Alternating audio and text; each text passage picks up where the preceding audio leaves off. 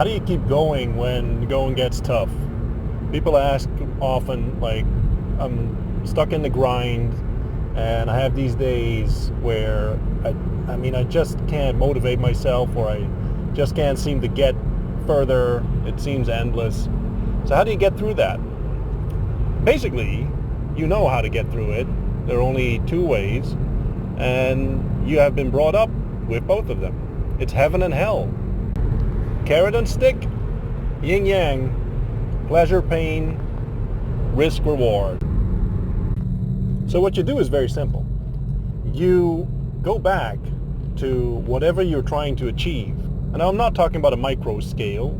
Like if you're doing outreach, I'm trying to achieve the next 10 emails. That's not what I'm talking about.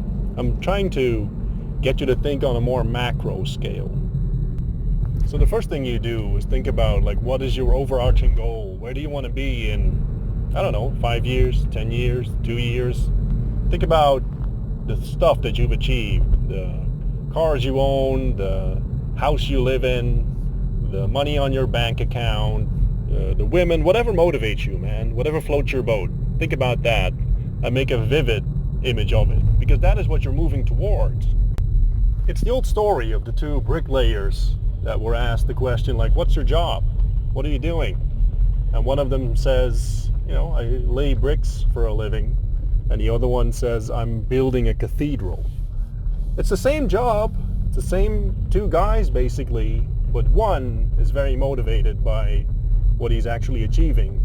And the other one is just looking at the bricks and going through his daily motions like an NPC. Don't be the NPC. Be the guy that builds the cathedral. Now, there's a reason why every religion has a hell. And that is because that's the next thing on your list. I want you to think about your personal hell. What's going to happen if you don't do what you're supposed to do? Where will you be in a couple years? Will you still be broke? Will you be fat? Will you have an ugly wife? Will you still be driving a piece of shit car? Like, look at the scenario of you not doing whatever you're supposed to do.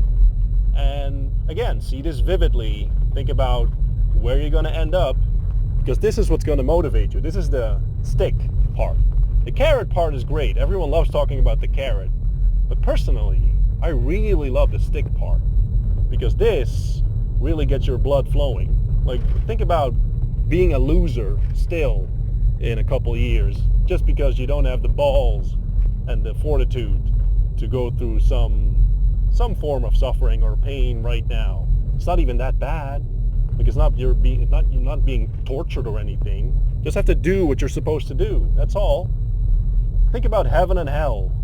Have a clear picture of your own heaven and hell, and use that to motivate you, to drive you forward.